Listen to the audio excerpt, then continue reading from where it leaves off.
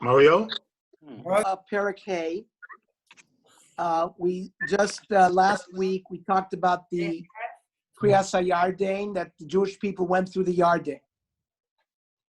And Vayi Kishmoa Kol Malchei HaEmori, when the kings, the Amorite kings, Asher Be'ever HaYarden, Yama means west. So those Amorite kings that lived west of the Jordan.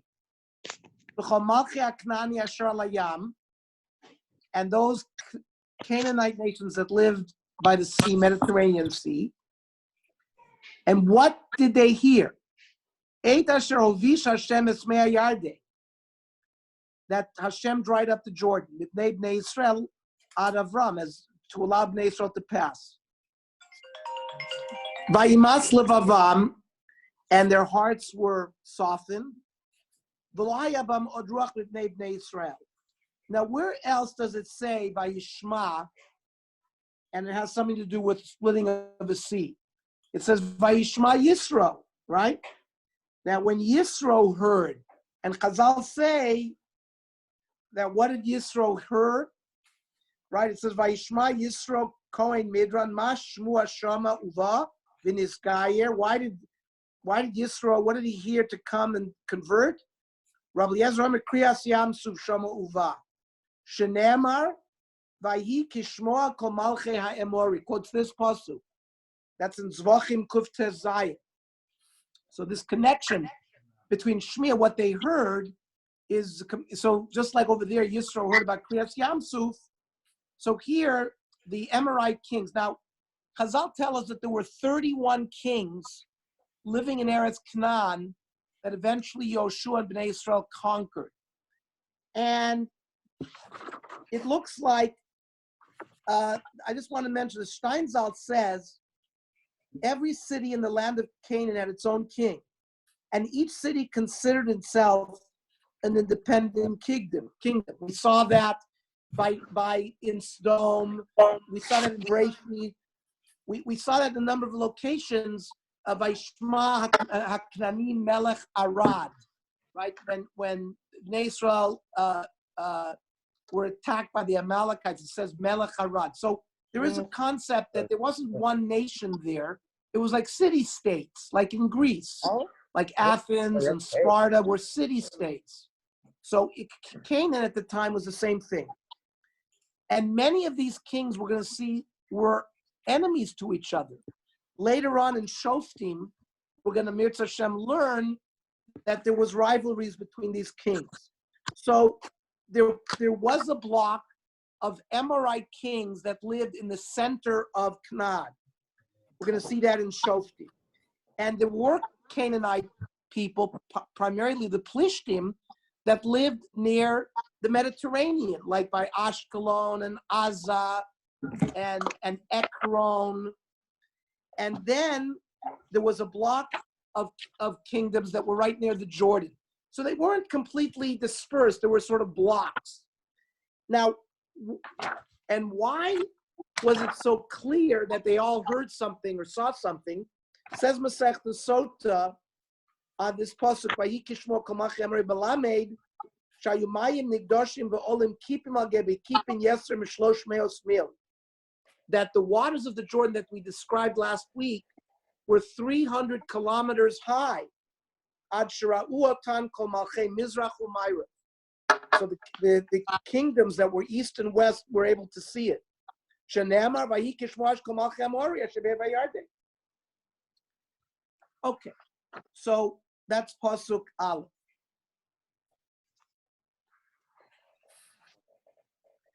Pasuk Beis. Va'esahi Amar Hashem el Yoshua Aseh lecha charvot surim.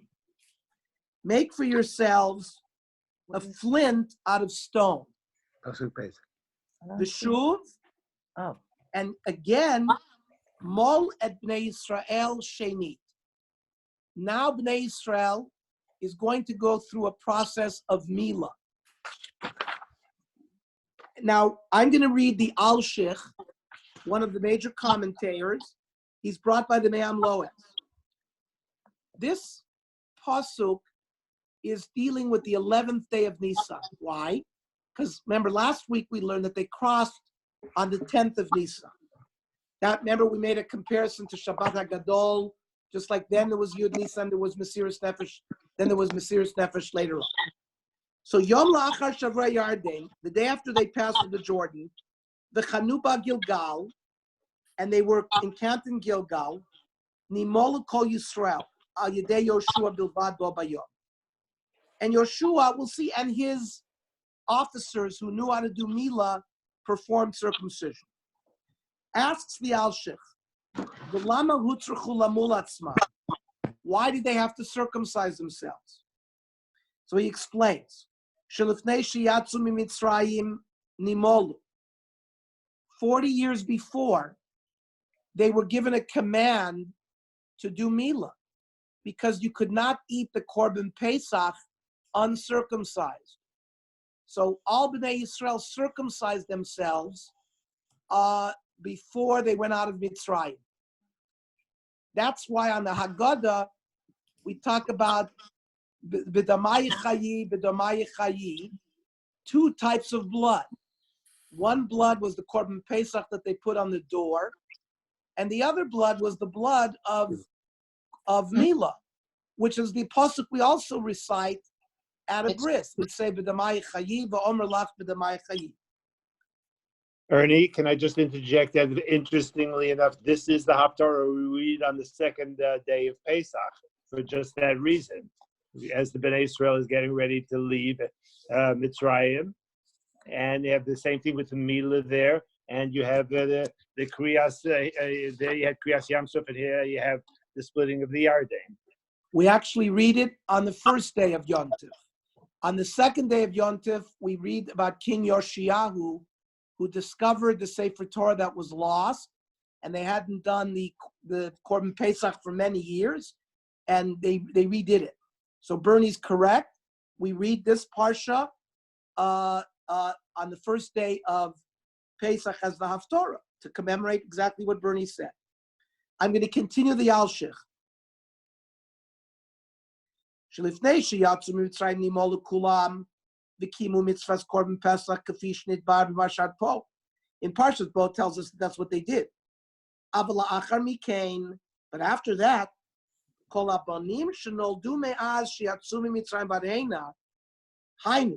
the children born in the next 40 years,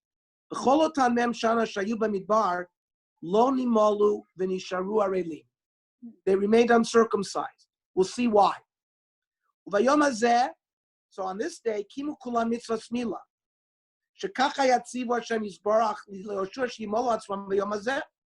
This is the command of Hashem to Yoshua that they should be Gemal. Now, says the Alshich, this looks very wondrous to everybody. How could it be that they didn't circumcise ubitlu mitzvah yikara kazu, and this most important mitzvah was mevatel. Sharei ena doma mitzvah smila l'shar mitzvos. Sheshar mitzvah simad mevatel mitzvah chas yachol l'kayim acheres. Person doesn't do one mitzvah, he does other mitzvahs. But if he doesn't do mitzvah smila, harei eno nichnas l'klal Yisrael. The kadma mitzvah zula mitzvah Shabbos shkula keneged kol mitzvahs. V'harei mila docha Shabbos. Says the Alshich, you're allowed to do circumcision on Shabbos when it's the 8th day. Okay. Aval aleichem ladat, says the Alshich, shechas v'sholem lomar shebnei Yisrael bitlu ha-mitzvah merotza. It's not that they abandoned the mitzvah because they abandoned it. Ela beglal beis sibos hayu menuim melakayim ha-mitzvah. There were two reasons why they couldn't be Makayim this mitzvah. Ha'achas b'tnei sakonas haderech. It's the danger. Shekol osar ba'im shana sheyisrael b'midbar hayu na'im makom l'makom. How did they travel in the desert? In Elam Masei Bnei Yisrael, they had 42 masaot. When the cloud moved, so they moved. When the cloud came to a standstill, they came to a standstill. They didn't know when the cloud was going to move.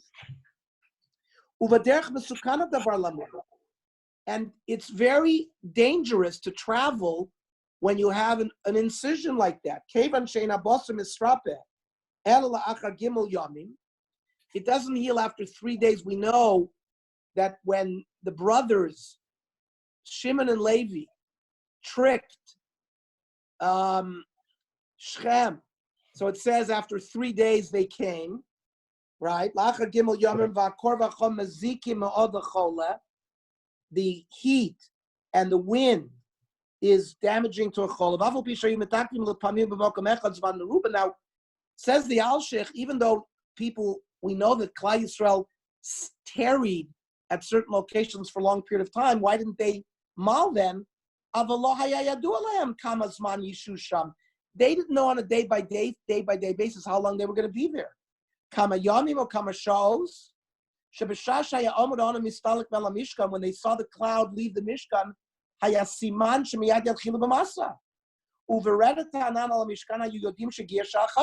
and all of a sudden when they saw the cloud appear again over the Mishkan, they knew they had to encamp, like it tells us in Parshas Baloscha.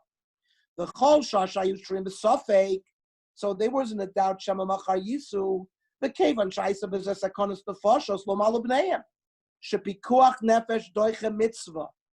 Koach nefesh is doicha mitzvah. K'mo shenemar v'chai b'hem v'lo sheyavnus b'hem. V'chein matzinu b'Moshe Rabbeinu b'shah shehalach mimidyan lemitzrayim al pi mitzvahs Hashem yizborach. Right? Moshe and Tzipora traveled to Mitzrayim from Midian. Lo malet b'no. There also, remember, Moshe doesn't circumcise his son. Why? Biglal sakanata derech. So we won't go into the whole story there. But that's a siman that we see that travel is dangerous. Says in Yevomis, the Ma'am Loaz quotes a second reason. Hasiba shniya shelo malu bneihem shekol otan 40 shana shayu Yisrael b'midbar lo nishber ruach tzfonis. And this we'll see Rashi brings, that the northern wind had not blown. This north wind allows the sun to shine nicely. It's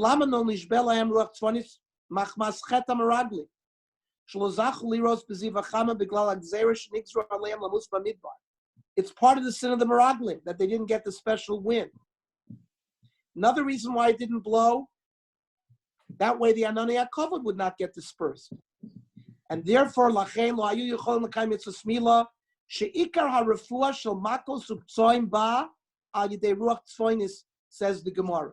Shehi ruach beinonis lo chama midai v'lo tzonenes midai. So it's the right type of wind. It's interesting that Yehoshua, Ernie. Yes. Yehoshua was the one who was the Mohel for everybody then also. In Mitzrayim before they left. Yes. So there's a Gemara on that. Hang on. So it was 40 years apart. He's still the Moel. That's why it says, Sydney, Shuv, Shenit. Shenit for him. So what does it mean? V'shuv molas bnei Yisrael Shenit. So first of all, let's say Pasuk Beis, Aselecha Charvos Tzurim. So first of all, why was it made out of stone and not out of metal? So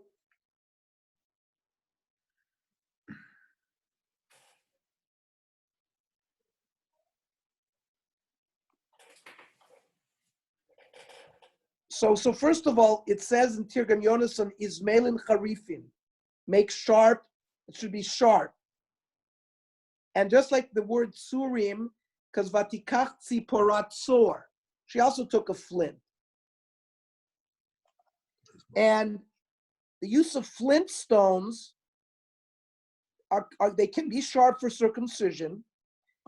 And I just want to bring, there's a source that says that it doesn't heal as well with metal as opposed to stone.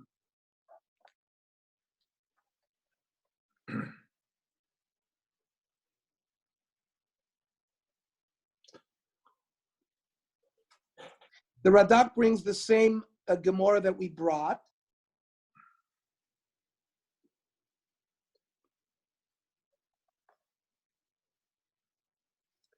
So where did I see that the thing about Chavod Surim?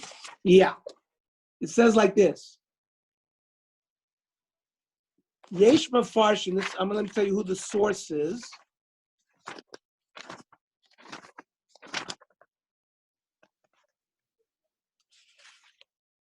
This is a medrash. Nitztav lachin Chavos Tzurim anu sakinim shel even v'lo shel bar. They should be made out of stone, not metal. V'chein matzino b'tzipora. V'hatam she'im amila nasis be'even misrapis yoser maher masher bebarzel. It heals better than it was if it was made out of metal. Okay. Now, You're a urologist, Ernie. Yeah, right. I'm not sure there's a source. I'm not sure that makes sense from a Okay, I'll buy medical it. point of view. But what you said before, the Mayam always brings, we'll see Aaron, we'll see Moshe, Aaron, and Yoshua. One did the Mila, one did the Metzitza, one did the Priya. And here it says that Yoshua was the Moel. Shai Az ben Nun Heshan, I was 55 years old then. Now he's 95.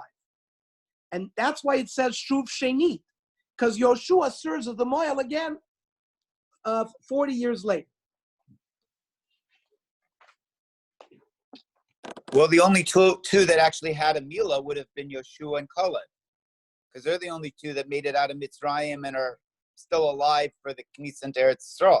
Now, the Midrashim are going to tell us that Shevet Levi, because it says Uvrischa lo yinsoru, that Shevet Levi during the 40 years continued to mal themselves. So there were others that were not gemalt. Excuse me. So there were others that still had mila at this time, says Shevet Levi. Now, by the way, there is a Gemara in the Yerushalmi that says when it says Asay Lecha, Omrav Yosef, the Dalet Nekamos Nemar Asay Lecha, make for you. The Gimel Piresh, in 3 places he was told what to do exactly. Vechad Lo Piresh. What is this? It says Asay Lecha Tevat Atzei Gofer. That's by Noah, right? Make yourself a teva. Then by Moshe it says Asay Lecha Shtei Chatzotzros Kesef. Right, when they made the Chatzotzros. Then it says here, Asay Lecha Charvos Tzurim. Okay. Finally, where else does it say it? By when there was a plague of snake bites in the Midbar, and he was told, Asay Lecha Saraf. Make like an amulet for them to look at. And in the Medrash Rabbah says, it doesn't tell exactly what he did, but Moshe made a Nachash Nechoshes. Because of the word Nachash Nechoshes, he made it out of copper. He made a copper snake, and that's why the AMA uses a copper snake, because when they had a magefa there, Moshe Rabbeinu made a snake. They all looked at it. There was an attack of snake bites. They were all healed from that. Just an interesting chazal. Now, and so it says V'shuv mol as Bnei Yisrael sheni. Says Rashi. So the last time that a large congregation was circumcised at one time was in Mitzrayim. The Zupan Shniya. So that's one shot in Rashi of Sheni. Sydney, not like what we said that Yoshua did it the second time because he was the Moel 40 years ago, now he does it again. This is a different shot, that this is the second time that there's a mass circumcision, that all of Klal Yisrael do it. That's what I said. Rashi brings this thing about the northern wind. They didn't have a day. Now, how can that be if all of Shevet Levi was Nimol? How can there be a negative factor of the north winds? Right. Not only that, there's even more than the question on that. And the Malbim goes through a little bit with that. How could they put themselves in the sakana? If it's a sakana to do it, how could they do it? Mm-hmm. Unless you say the reason is because the ego. Says the Malbim. Look at if you have the Malbim, on Posuk Daled. So Eich Yitzur Shayi Kol Yisrael Areilim K'mash Mosak Suvim Po. So first of all, can we really believe that they were not circumcised? Valo Shevet Levi V'chenotam Shayu Pachot Miben Esrim Shana Be'eit Chatu Amaraglim. Right, those that were less than, remember, the only people that died in the 40 years, those that were between 20 and 60. But those that were less than 20 could have had Milah. Heim nichnasu la'aretz ve'hem hayu mulim. V'alo b'midrash omar sheshevet Levi shamru bris milah gam b'midbar. Madua lo kafu atam beit dino shel Moshe lihimol. So if you could do Milah, why didn't Moshe and his Bezdin force everybody to do Milah? What about Shomer Psoim Hashem? There's a pasuk that says Hashem watches over people. So sometimes you do a mitzvah, he'll watch over. Why didn't they rely on that? And if they didn't know exactly when they were going to travel, but Moshe knew if they were going to be in a place for a long period of time, that maybe now's the time to do circumcision. So he's going to explain like this.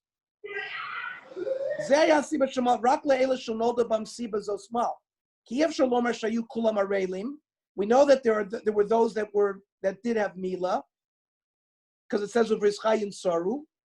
From those that were born, afterwards. Because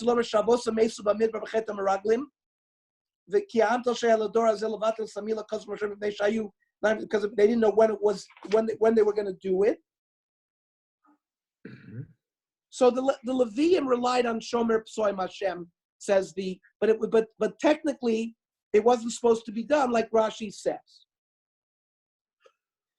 I want to say the third pshat in Rashi on Pasuk Beis, because we talked about two pshatim, that it's a kahal gadol, and then they didn't have the northern wind. Then it says Shenit zu priyat Milah shalonit l'Avram Avinu. There are two aspects to Milah. One is chaticha. One is you cut the skin. Then the Moel has to peel back the skin that covers the glands. That's called priya. So some of the Meforshim hold that Bnei Israel did do chaticha. They did do one, even in the 40 years that they did that. The dangerous part was priya. And now what they did is priya. That they used the chavort surim, because if those of you remember Rabbi Lowe, he had very long fingernails. And he used to do the priya with the fingernails. So the stones could be used for the priya. Because you don't have to cut the skin. You just have to tear it so that you could peel it back. Now, in an adult, that's in a baby. In an adult where it's thicker, so definitely you'd need a knife to do that. But that's a third shot that really they had Milah, but they didn't have complete Milah. And Priya was only like later on, that really the mitzvah of Priya only came here, say the Meforshim, now when Yoshua was told about this. I freight the Gemara, Avram Avinu, he did all the mitzvahs. So some say he did this one as well, just like he did mitzvahs Eru. So you can see a debate among the Meforshim, a struggle. Were they gemalt? Were they not gemalt? So there's many different answers to fit whatever the Meforshim were bothered. Continue. Vayamal et Israel Givata Aralot. And they call this place the Mound of Foreskin because they piled up a whole bunch of foreskin in the Shanasu Kamin Giva, says Rashi. V'zeh hadavar asher mal Yoshua. This is what Yoshua gemalt. Kol ama yotzei miMitzrayim ascharim, all the males who came out of Mitzrayim. Kol anshe milchama meisu b'midbar baderech b'tzisam Mitzrayim.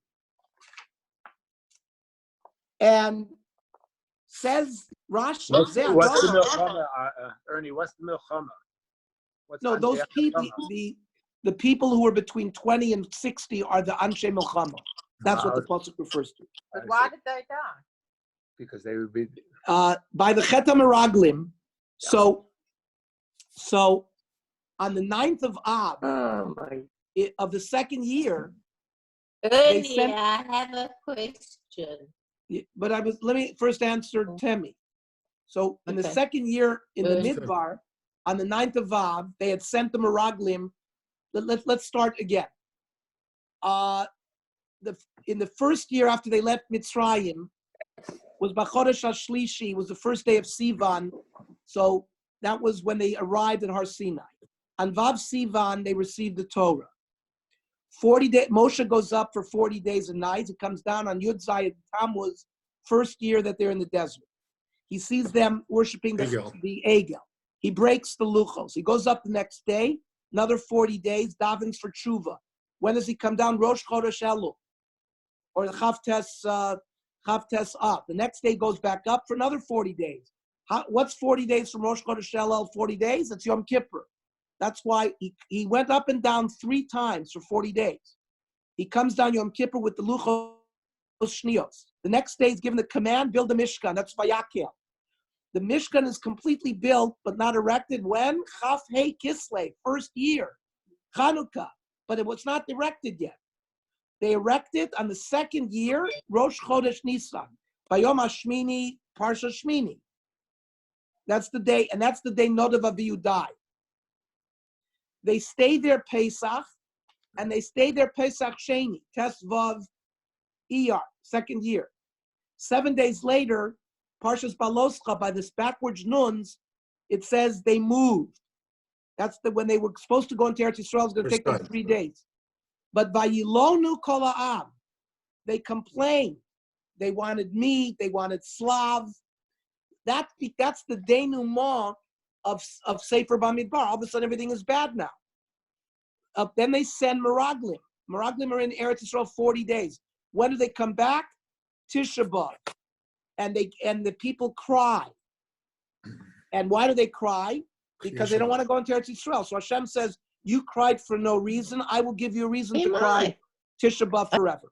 So they were given a punishment by the Chet HaMeraglim that all the people between the age of 20 and 60 cannot go into Eretz Yisrael. That's why Kenny said the only people of that age group were Kalev and Yoshua. There were older people that survived. We know Serach Bas Asher was older. She survived, went into Eretz Yisrael. And the people under 20. Remember, for the next 39 years, every year on Tisha B'Av, they would dig graves, and all of Klal Yisrael went to sleep in the graves. And 15,000 would stay in the grave and would not wake up. 15 times 40, 600,000 people. Finally, on Tu B'Av, in the 38th year, they got up, or the 39th year, they got up, and everybody got up. They saw, that's why Tu B'Av is such a celebration, because the Meisei Midbar stopped dying. So that's the chronology of why all these people died, and why all these people didn't have, the other ones didn't have meal according to those shots. Esty, what was your question? Yeah, What's this? It's a bit weird, but I want to know, why is there this obsession with the foreskin? In Shmuel Bet, with David HaMelech, King Saul or Shaul says to him, go get, I don't know how many foreskins of the Philistines to marry before you can marry Michal. What is this obsession with this? Wait till we get to Shoftim. You'll ask when we get to Shoftim. But it's all over. Wow, it seems so crazy. So listen to this. This is what Steinsaltz says. Is a little bit answer to Esty. Steinsaltz gives an introduction to this parent. Joshua's first major act in the land of Israel concerned the nation's covenant with God. He had the people fulfill the commandment of circumcision.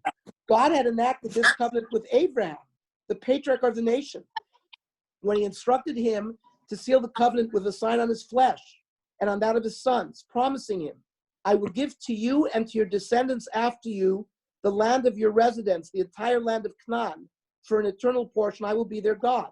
Now upon the entry of Avram's descendants into the promised land, Joshua brings them once again into the covenant of circumcision. Due to the speedy fulfillment of this chiyuv, the people were able to perform another divine commandment, offering the Korban Pesach. You can't offer the Korban Pesach when you're an Orel.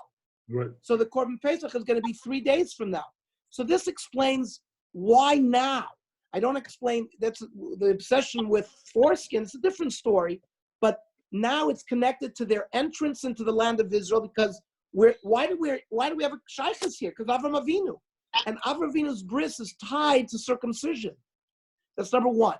Number two, part of it was by performing these mitzvahs, which require Mesiras Nefesh. We explained why the Korban Pesach required Mesiras Nefesh, and performing circumcision on adults certainly is Mesiras Nefesh. We don't get Eretz Yisrael for free. You get it through Mesiras Nefesh. Now, the most understanding of circumcision is this concept of controlling man's lust. That in some ways, this was a way of decreasing the focus on promiscuity. But therefore but Mila is also a chok. Like Hashem gave it to us as a command. Why can't we eat the chazir? Why do we have a paraduma? It's the same thing. Some of these you can give explanations for it, but there's a chukiyut part of it as well. And there's the midrashim. We should be as shutaf in HaKadosh Baruch Hu created man, but we're not perfect. So therefore, we have to complete the creation of the human being with Mila. By the way, in Sahal, when you're given a grade, a circumcised guy only gets 97. You can't get 100 because once you don't have a foreskin, you only have 97 points. You have a higher score of 100 if you're uncircumcised, because I guess you could be. What are they scoring? What are they grading? No, like you get a score, like when they check you when you have a physical exam. Oh. In terms of defects. They're not complete. Yeah, but you get a 90. You get a 97. Nobody ever got 100 unless you're a boy. Or unless you're a female. Does a female get 100? No, unless you're a Jew. All females get 100, Harold. That's right. Good job. Walter, you can be a Jew where it's not allowed to do circumcision on you. If the two brothers, Chas v'Sholom, died during Mila, you're not allowed to do circumcision on the third brother. Really? What? Really. Or if you have a medical condition where the doctors say you can't have Mila, you can't have Mila. Can they participate in the Korban Pesach? Can they have a Korban? Can they eat the Are they Korban Pesach? considered Araylim? Somebody who's not oral because of an ordinance? They're considered Araylim. And so they cannot. I don't think they can. But even I think you do have toughest down breast. Isn't that something you have to do?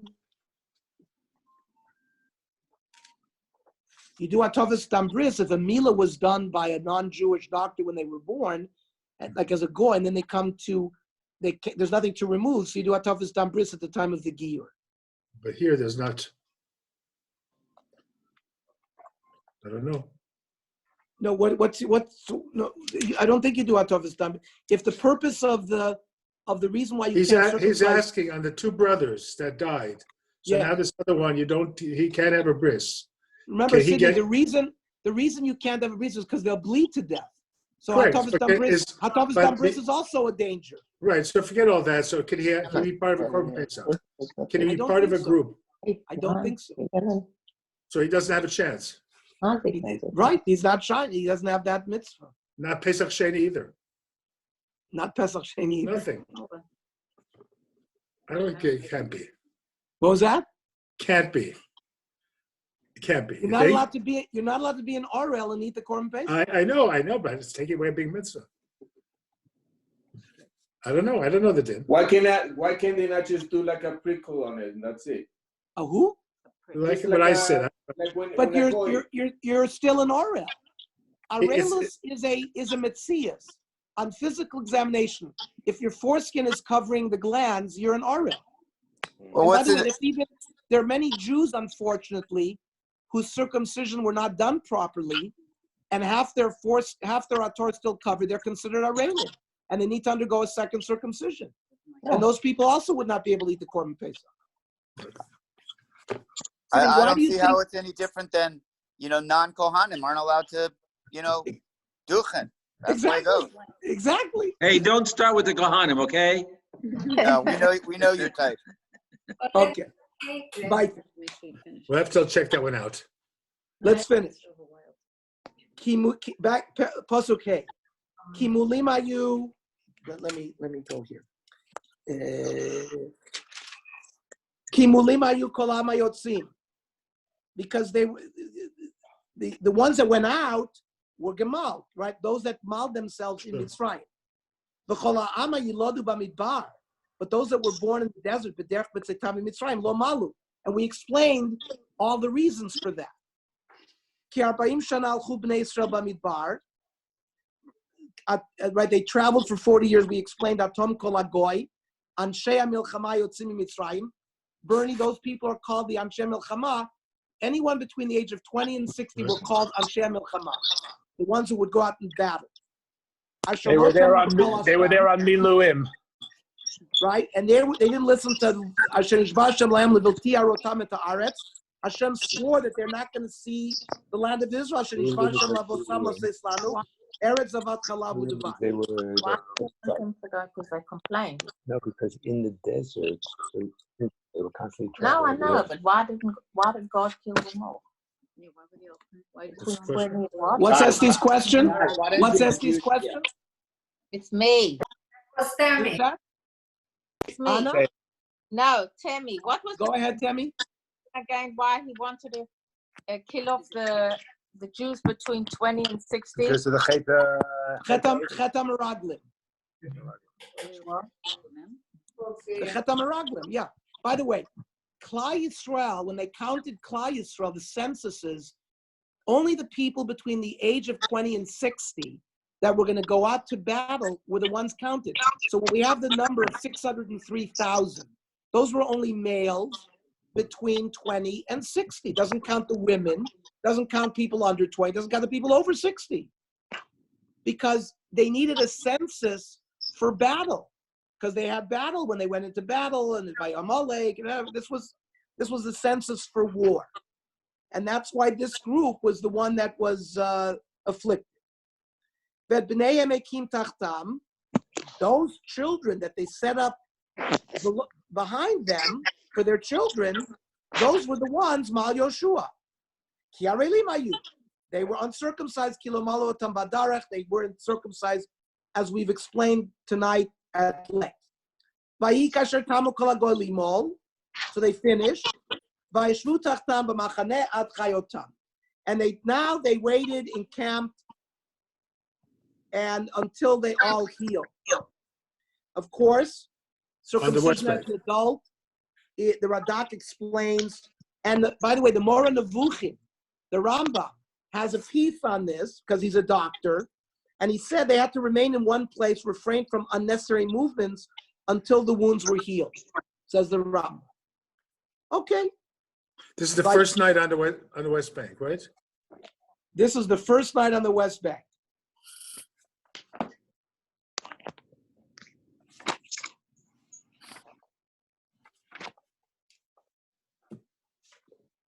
Vayom Hashem el Yoshua, Hayom galoti et cherpat Mitzrayim aleichem. Today, I remove the embarrassment of Egypt from you.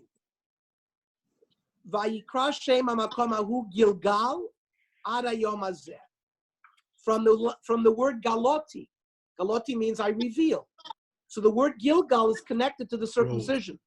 Now, we said last week that they erected the 12 stones in Gilgal, so maybe they already started calling it Gilgal. Alternatively, this might be a new place where they did the circumcision and they called it Gilgal. They do two different pshatim. Now, Ernie, I wanted to, yes. Why is this called the disgrace of Egypt? So listen to what the Steinsaltz says here. For Israelites, the uncircumcised state was a source of shame. With regard to the possibility of marrying an Israelite to an uncircumcised resident of Shem, the Bnei Yaakov stated, we cannot do this thing, to give our sister to a man who has a foreskin, as it is a disgrace for us. They use the same language there.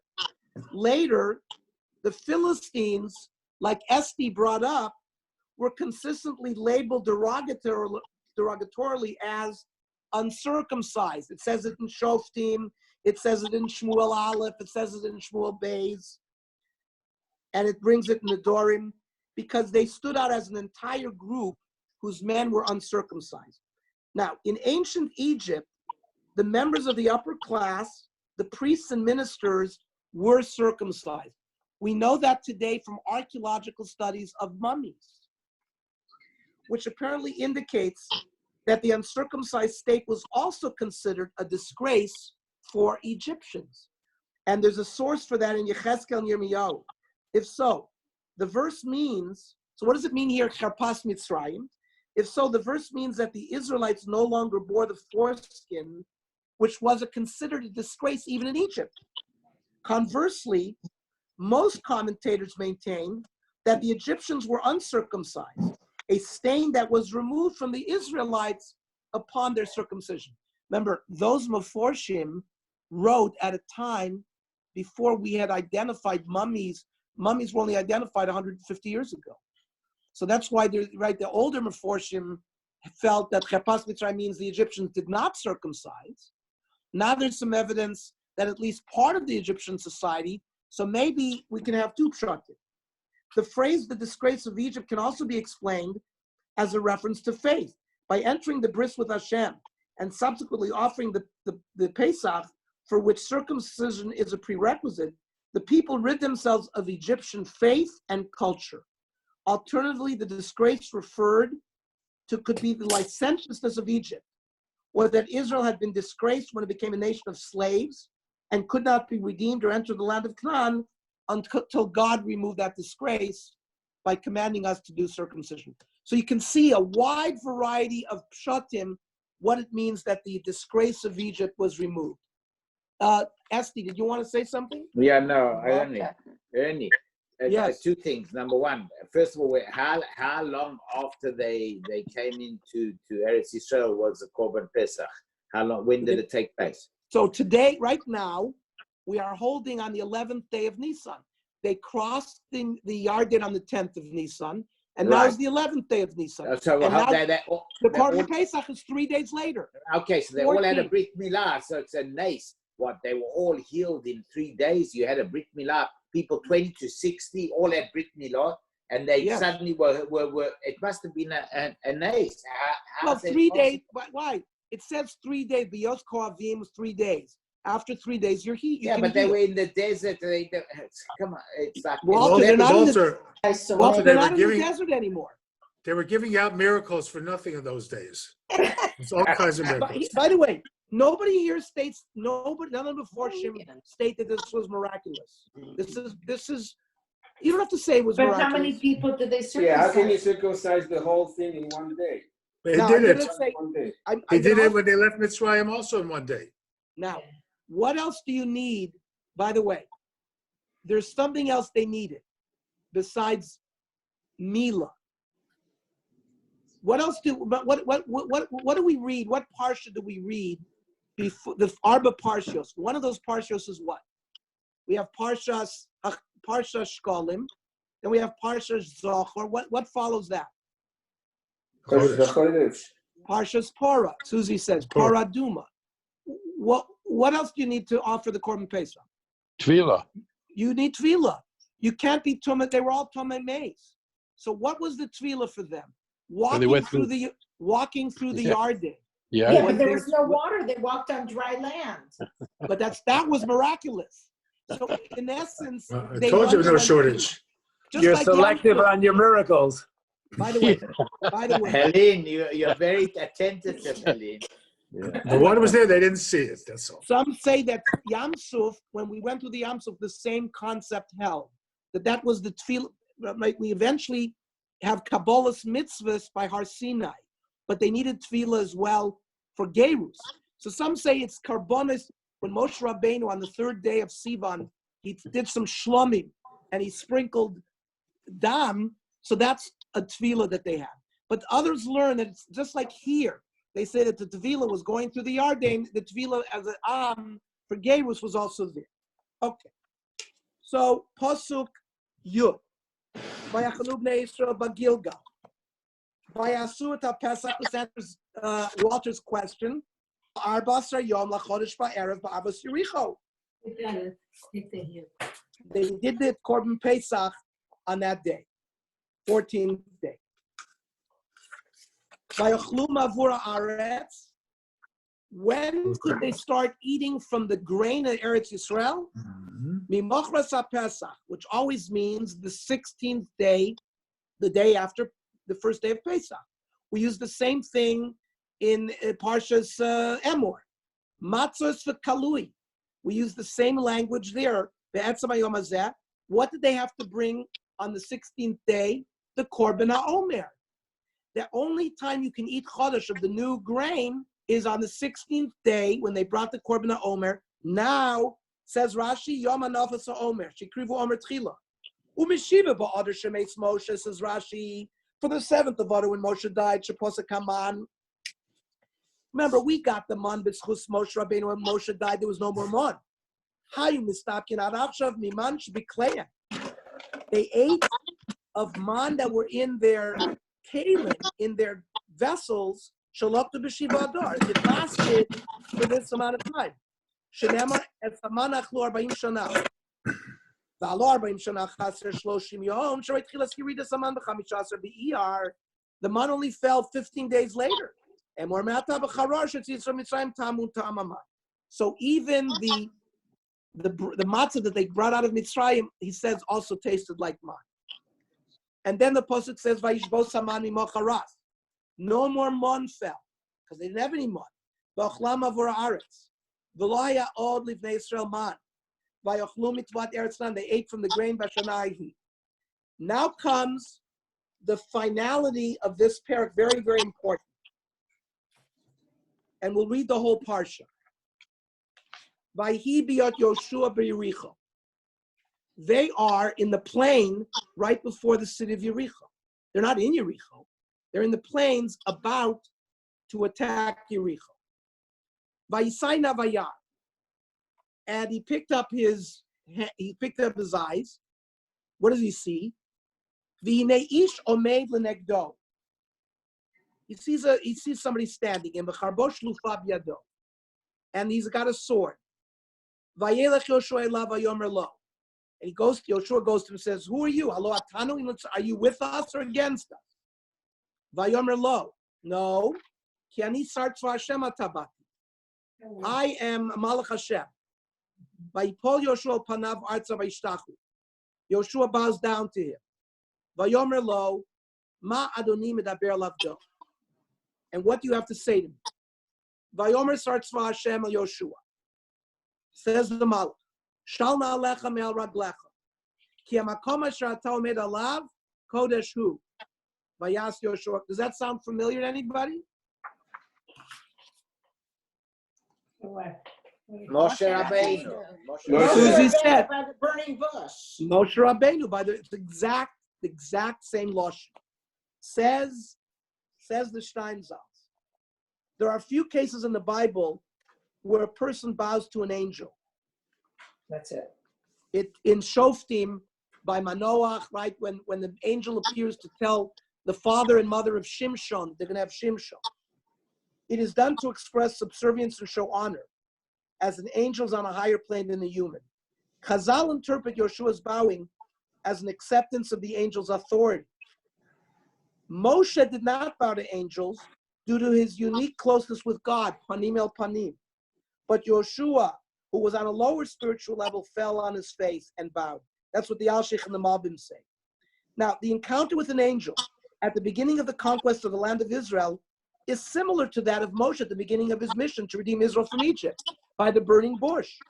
There too, an angel appeared to a new leader, informing him of the holiness of the spot and instructs him to therefore remove his shoes. Now, what was the content? That's all Yoshua asked the angel, "What do you have to tell me?" What did he tell him? He told him, "Remove your shoes." What that's the content? So it's unclear. It's possible that the angel gave Yoshua the instructions below regarding to the method of battle. Next week, we're going to learn what Hashem, through the Malach, tells Yoshua to do in doing battle. Yet it appears that there was no verbal exchange beyond what we just mentioned. Therefore, the significance of the vision was that Joshua met his divine counterpart. They were both captains of Hashem's army, Moshe and Joshua. I mean, it sort of gives, remember we tried to say in the earlier Prakim that they try to make a connection between the way Moshe led the people and Joshua led the people. We say the same thing going on here. Now, we know that Moshe Rabbeinu also, in Parshas Kitisa, there's a whole dialogue with Moshe Rabbeinu and Hashem. Hashem says, as part of the punishment of the Chet HaEgel, I'm going to send a malach to lead you in the desert. And Moshe says, absolutely not. I want you, HaKadosh Baruch Hu, b'chvodo v'atzmo, to lead us. And Hashem gives in. However, the Achshav Sheyosua Somach Li'Yericho, now this malach, who eventually Hashem wants, Yoshua wants HaKadosh Baruch Hu b'chvodo v'atzmo. No, this malach now, don't push me off the way Moshe put me off. Hashem is still going to be involved, but now Moshe Rabchash, Ayagodol b'nevuah, le'ein shur, without a measurement, could push me off. Avalani atabati. But now I came.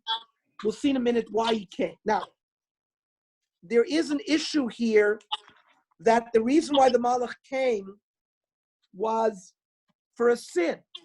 Says the Gemara in Eruvin. Don Rav Abba Bar Papa. Lo nenash Yoshua ela b'shvil shebitel et Yisrael laila achas mekriv revia.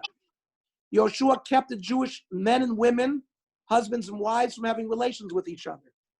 And that's a terrible sin. Because whenever it says Vayihi, that's a Lashon Tsar. And in a sense, Yoshua's given his comeuppance a little bit. Shenema, Vayihi biot Yoshua b'Yericho, Uksiv, Vayomer lo, Keni starts for Hashem atabati. Omer lo, the Malach said to him, Emesh bitatem tomit shel ben arbayim. Yesterday, because of your preparations for battle, you didn't bring the korban in the afternoon. V'achshav bitatem Talmud Torah. And now, because of your preparations, you're not learning Torah. So Yoshua asked him, Al eze mehen bata. So on which sin are you coming for? Omer lo atabati. I come for this one, which is the Torah one. Miyad, vayelech Yoshua balayla ahu b'toch ha'emek. That night, we're going to read a pasuk next week in Perek Chet, that Yoshua went in the valley. It doesn't mean valley here. Om Rav Yochanan Melamed shalach ba'om koshel halacha. He learned the deep halachos. Ugmira. Now, why didn't they learn Torah? The Aron was not in the Mishkan. The Aron, remember, was being used for the Yarden, and eventually now the Aron is going to be used in the Battle of Yericho. So the Aron is separated from the Mishkan. And says the Gemara, Kozman sha'aron ushkina shruyin shalobim komon, asurin b'tashmi shamita. You're not allowed to have relations when the Aron was not in the Mishkan. And that's why it said that he was mavatel them from Priya Vivia. And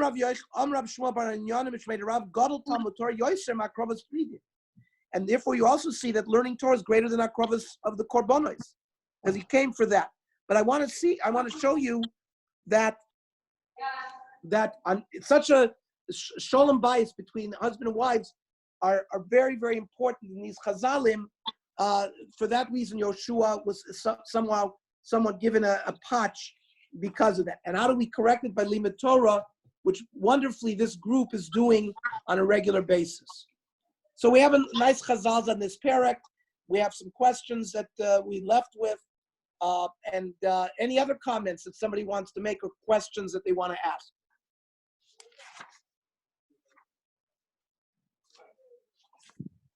Okay. Was that one reason schmoozing? Yeshua lost 10 years of his life? Why was he? Was it because of that? Where do you see that? What chazal are you? I don't know. He did someplace. I can't remember where I saw it. What the punishment here is, Mida Keneged Mida, it says he didn't have children.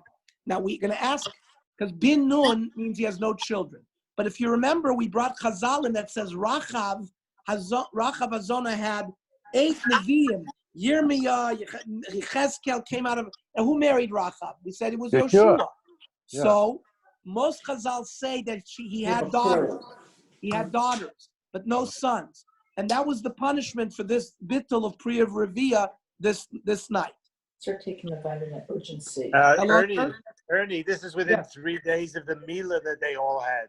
Do you think that would really be a chait of Priya Revia? Bernie, it's a very good point. Yeah. That's a reality check. If Levium, it's a very good caution. No, but here it was also Latash Mishamita. And it's not that's that night. For the whole period of time that they used the Aron encircling Yericho and everything like that, they were also Latash Mishamita. Why, if the Bnei Yisrael, if the Levium had bris milah, it was because of the Shomer Hashem B'Soyim. Why do we say Ein Som Chalal Neis? You do say in some Chalal Neis. So that's why. First of all, it's just the Midrashim. The Midrashim learn out that Shevet Levi mauled themselves. But that's a matter. It doesn't say Beferish here. Here, the Pashut Pshat of the Psukim is a Gans Klal Yisrael were not gemal. So that's the so in a Chanami it says Ein Som Chalal Neis. Yet the Levium were moister nefesh on it. That's according to those opinions that say that the late Levium did it. Okay, good night, everybody. Good night. Okay, good night. Thank you, Ernie.